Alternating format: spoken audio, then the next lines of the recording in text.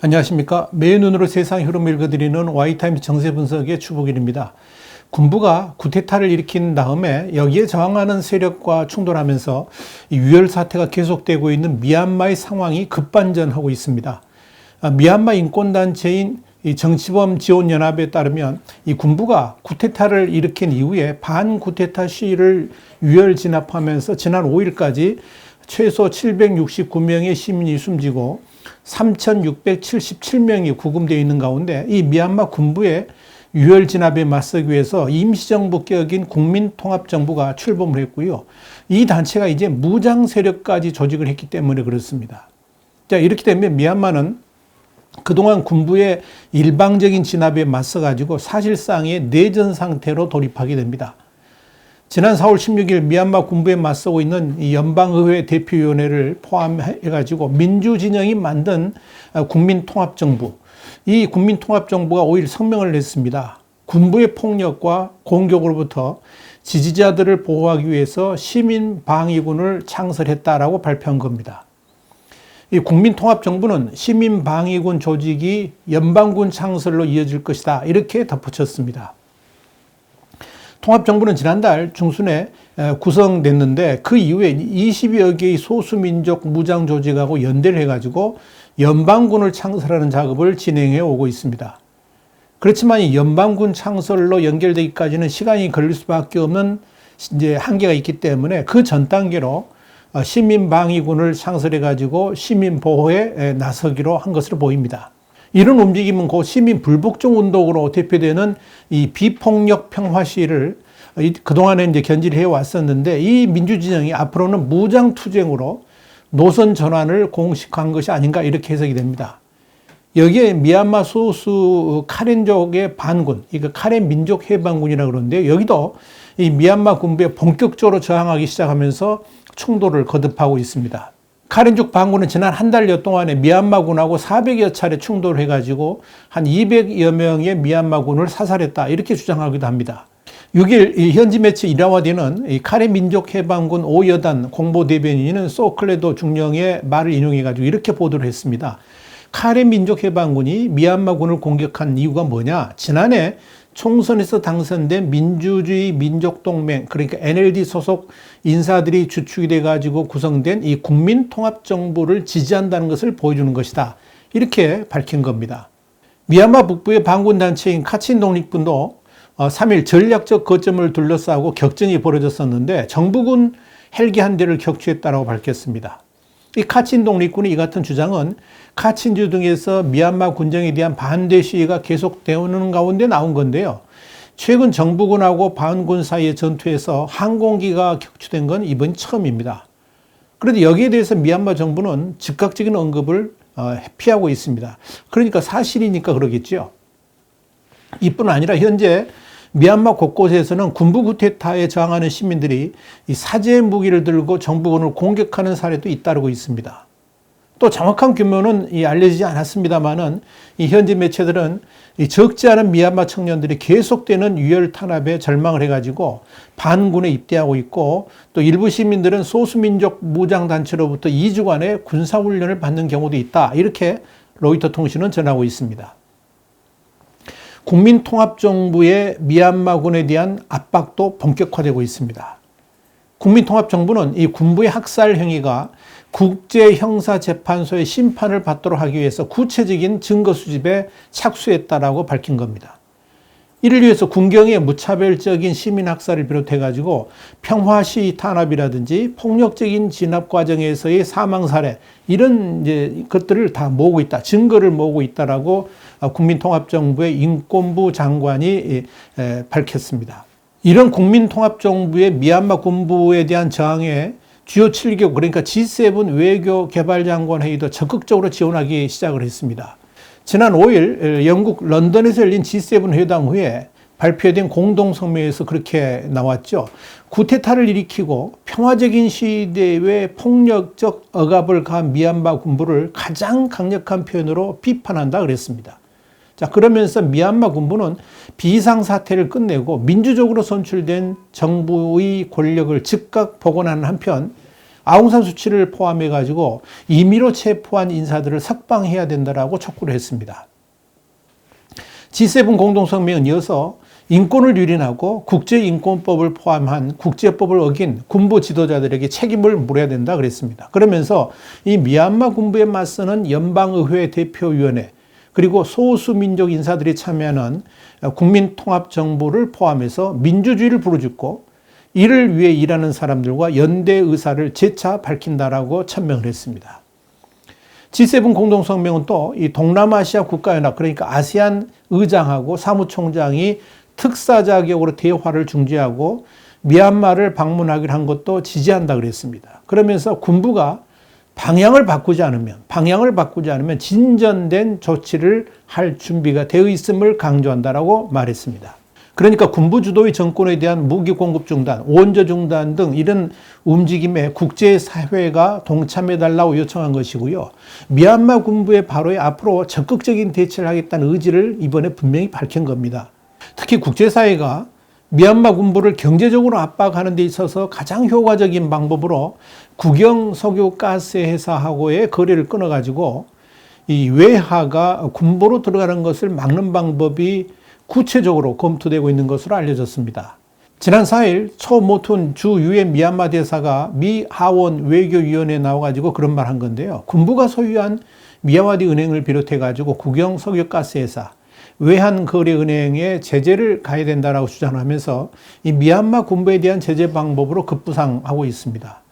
지난달 28일에도 제프 머클리 민주당 의원 등 이런 미 상원의원 6명이 조 바이든 행정부에 미얀마 정부의 외화 자산을 동결하라고 요구하면서 국영 석유가스 회사에 대한 제재가 첫 번째 작업이 되어야 된다라고 촉구를 한 바 있습니다. 석유와 가스, 광물, 보석, 목재 같은 이런 천연자원을 팔아가지고 벌어들인 외화가 미얀마 전체 수출 실적의 3분의 1 이상을 차지한다는 점. 더불어 프랑스 토탈, 미국의 쉐브론, 말레이시아의 페트로나스, 중국의 CNPC, 그리고 한국 포스코 인터내셔널 같은 이런 해외의 에너지 기업이 합작사를 만들어가지고 미얀마 영해에서 석유와 가스를 채굴하고 또 국영 석유 가스 회사에 지불하는 금액이 굉장히 크다는 점에서 이 최상의 이 제재 방안으로 미국이 적극적으로 검토할 것으로 예상이 됩니다. 지난 2019년, 2020년 회계연도 자료에 따르면 미얀마는 그해 석유가스 사업을 통해서 15억 달러, 그러니까 1조 6천억 원 정도를 벌었습니다.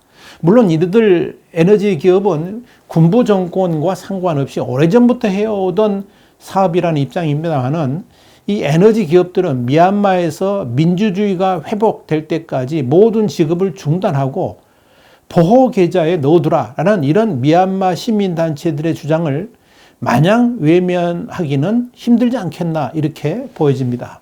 이런 상황에서 2월 1일 쿠데타 발발 후에 줄곧 군부를 감싸면서 이 국제사회의 제재를 반대해왔던 중국에 대한 이 미얀마 국민들의 반감은 날로 증폭되고 있습니다. 중국 당국은 인도적 차원에서 미얀마의 코로나 백신을 지원했습니다만 이와 관련해 가지고 소셜미디어에는 중국 백신을 맞느니 차라리 코로나19에 걸려 죽겠다. 중국 백신은 군인을 위해서지 우리를 위해서가 아니다. 중국이 누구를 지원하는지 다 아는데 그들이 준 백신을 맞을 수는 없다. 뭐 이런 게시물들이 속속 올라올 정도로 중국에 대한 분노가 거세다. 이렇게 4일 현지 매체 이리와디 등이 보도를 했습니다.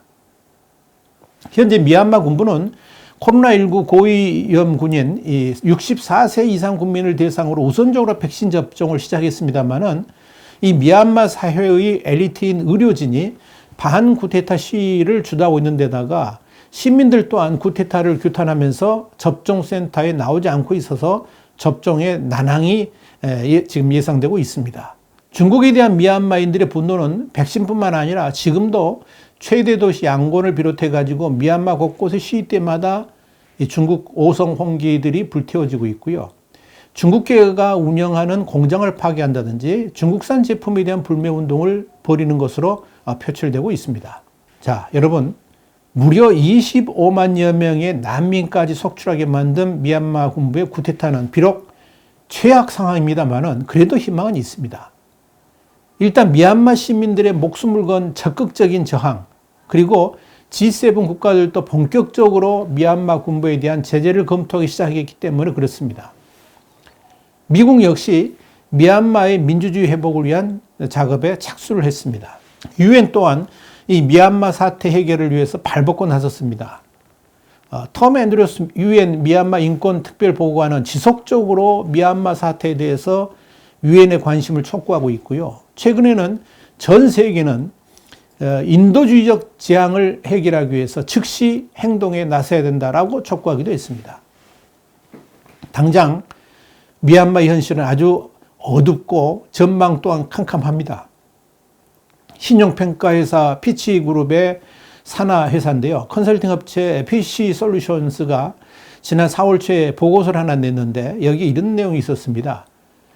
이 중단기적으로 시위대 세력과 소수민족 무장단체가 연합한 반군부 무장 세력과 군부 간의 무장 충돌이 예상된다 그러면서 미얀마가 파탄 국가를 향해 가고 있다라고 분석을 했습니다. 그러면서 미얀마 경제가 올해 20% 뒷걸음질 칠 것으로 전망을 했습니다.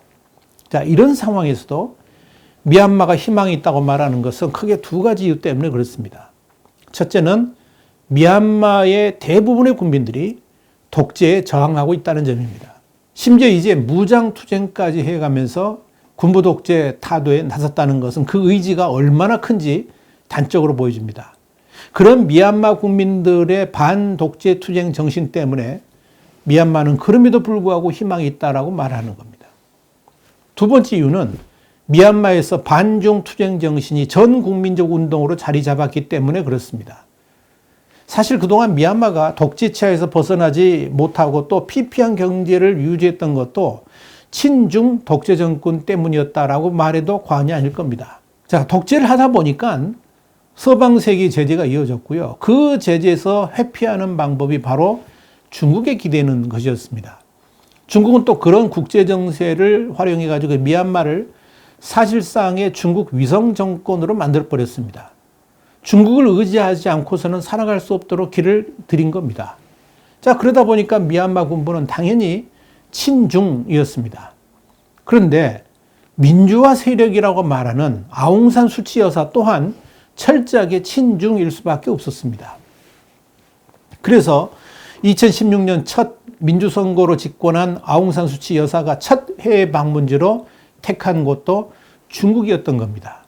그러니까 대통령이 됐건 외교부 장관이 됐건 첫 번째 방문지가 어딘가, 첫 번째 전화통화 대상지가 어딘가, 이런 것들이 그 나라의 외교의 방향을 보여주는 것이다, 이렇게 볼 수 있는 거죠. 그런 아웅산 수치를 중국은 철저하게 감싸고 보호를 했습니다. 2017년 소수민족 로힝야 이 학살 사태 때문에 국제사회가 일제히 아웅산 수치를 비난했거든요. 그때도 중국은 마치 미얀마의 종족인 것처럼 철저하게 아웅산 수치를 감싸고 나섰습니다. 자, 이런 측면에서 만약 미얀마 군부가 퇴조를 하면서 국민통합정부가 다시 미얀마의 정권을 장악한다 해도 아웅산 수치가 정치의 전면에 나설 것이고요. 그렇게 되면, 그래가지고 미얀마를 지배한다 그러면 그래봤자 또다시 친중적 정치를 펼칠 가능성이 있다는 우려가 그래서 나오는 겁니다. 그것이 아웅산 수치의 본성이기 때문에 그런 거죠. 그래서 서방 세계가 미얀마를 지원하는 것을 꺼려했던 겁니다. 아웅산 수치의 국민통합정부가 정권을 장악해도 어쩌면 군부보다 더 친중 정권이 될 수 있다, 그런 예상을 했기 때문에 그런 겁니다. 그럼에도 희망을 거는 이유가 뭐냐? 미얀마 국민들의 반중 감정이 워낙 거세다 보니까 만약에 아웅산 수치가 다시 정권을 잡는다 할지라도 과거와 같이 대놓고 친중을 하기는 어렵지 않겠는가 하는 전망이 나오기 때문에 그런 겁니다. 물론 서구 사회도 미얀마의 민주주의 회복을 돕는 조건으로 아웅산 수치의 외교 노선에 변경을 가하도록 압박을 가할 겁니다. 이를 통해서 아웅산 수치 여사가 그리 부담스럽지 않게 친중에서 반중까지는 아니더라도 최소한 비중으로 외교적 포지션을 옮길 수만 있다 그러면 그때부터 미얀마에는 진짜 희망의 빛이 비출 수 있을 겁니다. 결국 미얀마의 미래는 국민들이 만들어 갈 겁니다. 깨어있는 미얀마 국민들이 앞으로도 중국바라기 정권을 절대 수용하지는 않을 겁니다. 이미 그런 의식들이 미얀마 국민들에게 자리 잡고 있기 때문에 그런 겁니다. 자, 이런 측면에서 이번 미얀마 군부의 쿠데타가 미얀마 국민들의 정신세계를 새롭게 깨우치는 계기가 되었다. 이렇게 평가할 수가 있을 겁니다. 성경에는 모든 것이 합하여 선을 이룬다. 이런 말씀이 있습니다.